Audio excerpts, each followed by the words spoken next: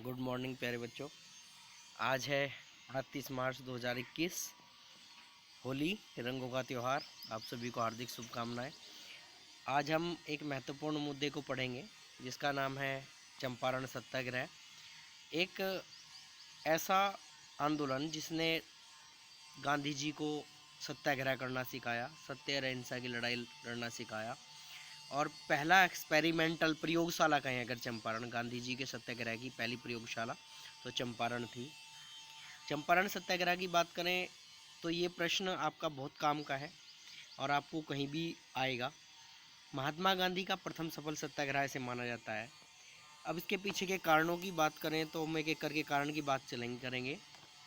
देखो, 1750 में east India company ने बरार बरार मतलब आधुनिक कहें तो पूर्वी महाराष्ट्र, अवध जिसे उत्तर प्रदेश का काफ़ी बड़ा हिस्सा है जिसमें आज शामिल, और बंगाल जो बांग्लादेश, पश्चिम बंगाल और उड़ीसा, कुछ बिहार का हिस्सा भी इसमें आता था, में नील की खेती प्रारंभ कर की।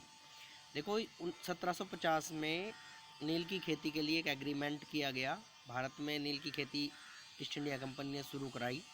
नील का प्रयोग कपड़े रंगने में किया जाता था और इसकी यूरोप के देशों में, चीन में भारी मांग थी। और जहाँ से अंग्रेज मुनाफा करने के लिए आए थे, कमाने के लिए आए थे, और ईस्ट इंडिया कंपनी वहाँ ले जाके से भारी रेट में बेचती थी और मुनाफा कमाती थी। अब नील उगाने में क्या समस्याएं थी किसानों को? देखो, नील उगाने में समस्या ये थी कि इसके लिए एक तो पानी की ज़रूरत बहुत ज़्यादा थी और एक इससे भूमि की उर्वरा शक्ति कम होती जा रही थी। उर्वरा शक्ति कम होने के कारण खेती बंजर हो रही थी। दूसरी एक और समस्या थी कि किसानों को जहाँ अंग्रेज चाहेंगे जिस हिस्से में, उस हिस्से में नील उगानी होती थी। उनके पास खेती है और तो जिस हिस्से में अंग्रेजों को लगेगा अच्छी खेती होती है वहाँ पर नील उगानी होती थी। देखो, ब्रिटिश और इंडियन किसानों के बीच, भारतीय फार्मर्स के बीच एक एग्रीमेंट हुआ जिसका नाम था तीन कथिया प्रथा, या कहीं कहीं तीन कठिया प्रथा भी आता है। तीन कठिया दो शब्दों से मिलकर बना है। इसका अर्थ है तीन और कट्ठा। कट्ठा मतलब गट्ठा भी कहते हैं कहीं कहीं। ये होता है बीघा का 20वां भाग। और तीन कट्ठिया का मतलब 3/20। तो इसका तीन कट्ठिया एग्रीमेंट जो था, जो रखा था, इसमें यह था कि 3/20 भाग पर नील की खेती करना अनिवार्य था प्रत्येक किसान को। और ब्रिटिश किसानों को, अंग्रेज जो है किसानों को इसके लिए रकम भी देते थे। इसके लिए अकेले चंपारण में 70 के करीब कारखाने लगे हुए थे जो डाई, इससे नील को खरीदते थे और डाई बना के बेचते थे। अब 3/20 भाग को अंग्रेज ही तय करते थे किधर खेती करनी है, और पेमेंट भी अपने हिसाब से वो किया करते थे एग्रीमेंट के तहत। समस्या की शुरुआत कहाँ से हुई? अब समस्या की शुरुआत जो हुई वो अंग्रेज, अब अच्छा खासा चला रहा था, रकम मिल रही थी लगातार, लेकिन अंग्रेजों के बीच और भारतीय किसानों के बीच एक समस्या की शुरुआत 1915 में शुरू हुई जब जर्मनी ने कृत्रिम डाई का निर्माण कर दिया। अब ये कृत्रिम डाई जो थी ये भारत की ऑर्गेनिक डाई से बहुत सस्ती थी और इसकी यूरोप के देशों में भारी मांग हो गई और नील की मांग धीरे धीरे घटने लगी। और जो कारखाने 70 लगे हुए थे उन्होंने भी प्रोडक्शन कम करना शुरू कर दिया। अब किसानों से वो नील लेते तो थे, पेमेंट समय पे नहीं करते थे, अनेक समस्याएं हो गई। 1907 में भी कुछ छोटे किसानों ने वहाँ के कलेक्टर को अर्जी दी थी कि हमें समस्याएं आ रही हैं, तो उस पर सुनवाई हुई और उन्होंने एक आना कर आने जाने का जो होता था वो माफ़ कर दिया। बाद में हालांकि इन्होंने पानी का शुल्क लगा दिया था, उसने डीपली जाने की ज़रूरत नहीं है। उसके बाद क्या हुआ, ब्रिटिश ने भारतीय किसानों को पैसा देना बंद कर दिया, कभी कभी देते ही नहीं थे। नियम के मुताबिक 19 रुपये बीघे का नियम था देने का, लेकिन वो देते ही नहीं थे। देते थे तो अपनी मर्जी से देते थे। भारतीय किसानों को अन्य फसलें, इससे परेशान होकर भारतीय किसान जो है अपने अन्य फसलें उगाने लगे। अब अंग्रेज़ों ने उससे ज़बरदस्ती फसल नील उगाने के लिए कहा, उनकी पिटाई की गई, उन्हें पेमेंट नहीं दी गई और वो हर तरीके से परेशान थे। ऐसे ही एक किसान थे जिनका नाम था राजकुमार शुक्ला, कहीं कहीं राजकुमार शुक्ल भी लिखा आता है। वो लोकल किसान थे चंपारण के, बहुत परेशान थे इस चीज़ से और वो इन परिस्थितियों से गुजर चुके थे। तो इसके बारे में पहले वो मदन मोहन मालवीय से मिले, बाल गंगाधर तिलक के पास गए अपनी समस्या को लेके, जो कांग्रेस के उस टाइम बड़े लीडर हुआ करते थे, लेकिन उन्होंने मना कर दिया। उन्होंने कहा कि एक तो व्यवस्था नहीं है, समय की प्रॉब्लम है, दूसरा अब राष्ट्रीय आंदोलन चल रहा है, राष्ट्रीय आंदोलन में हम उस राष्ट्रीय आंदोलन को देखें, छोटी मोटी समस्याओं को देखें तो हम नहीं आएंगे। फिर राजकुमार शुक्ला ने चिट्ठी लिखी गांधी जी को और आग्रह किया, समस्याओं से अवगत कराया कि यहाँ की समस्याएं आ रही हैं। जब जब 1915 से गांधी जी वापस आए थे कि आप यहाँ की आवाज़ बन जाएं।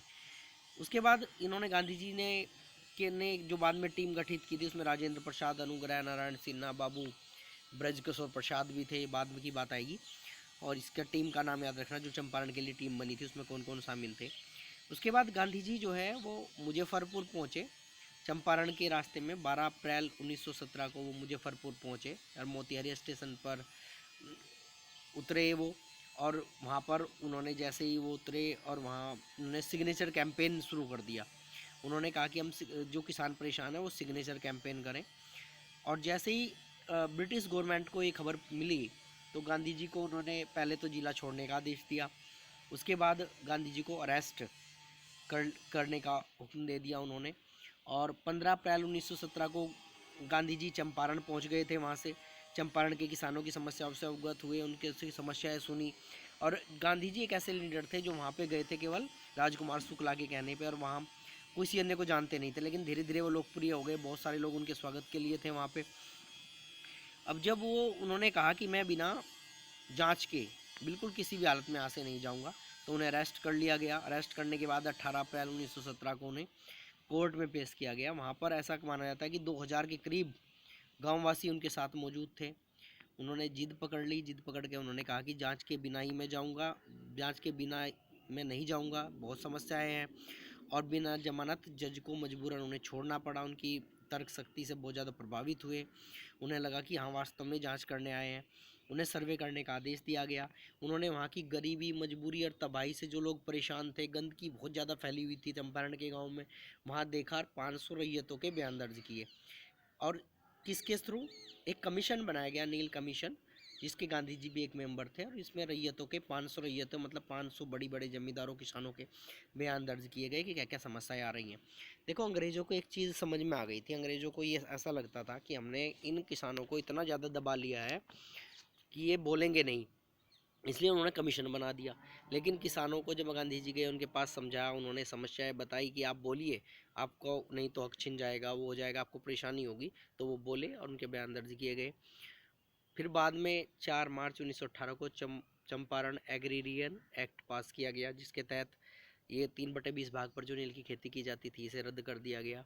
और जो अवैध वसूला गया था 25%, वो वापस करने का हुक्म दिया गया। कई अंग्रेज अधिकारी तो इस चीज़ से इतने हाथ हुए कि वो ब्रिटेन लौट गए। उन्हें लगा कि अब हम मुंह दिखाने के लायक नहीं रहे, हमने ज़बरदस्ती वसूल कर रखा था। रविंद्रनाथ टैगोर ने इस आंदोलन के बाद ही महात्मा गांधी की उपाधि दी। वहाँ गए तो थे मोहनदास करमचंद गांधी, लेकिन बन गए महात्मा गांधी। और ये एक ऐसा आंदोलन रहा भारतीय जिसमें कोई हड़ताल नहीं हुई, कोई बोला नहीं, कोई झंडा नहीं था, कोई नारा नहीं था, कोई भीड़ नहीं थी। बस गांव गांव घूमना था, लोगों को समझाना था, लोगों की समस्याओं को लिखना था, और ये चला। इससे पहले भी 1859 में एक नील विद्रोह हो गया था इसी चीज़ को लेके, लेकिन उस पर कोई ध्यान नहीं दिया। गांधी जी इस आंदोलन से पीड़ित, परेशान और जो गुलाम लोग थे उन्हें बोलने की हिम्मत दी। पहली बार ऐसा हो गया अंग्रेजों के खिलाफ लोगों ने खुलकर बोला। और ये बिहार की भूमि थी कि यहाँ पर लोगों ने बोल के अपनी बातें कही। और ये आंदोलन अंधेरे कमरे में एक रोशनी की खिड़की की तरह था कि एक अंधेरा कमरा है, उसमें एक खिड़की खोल दी तो रोशनी आ गई। किसानों के लिए भी, भारतीय जनता के लिए भी रोशनी थी। और गांधी जी को भी ये पता लग गया कि लोगों को जागरूक किया जा सकता है। एक तरीके से कहें कि चंपारण सत्याग्रह गांधी जी के सत्य और अहिंसा का एक्सपेरिमेंट था, प्रथम प्रयोगशाला था, और इसमें ये सफल रहा। और इसके बारे में पूरी डिटेल्स अगर किसी को कोई समस्या है तो मुझे बताएं। आज के लिए धन्यवाद। हैप्पी होली।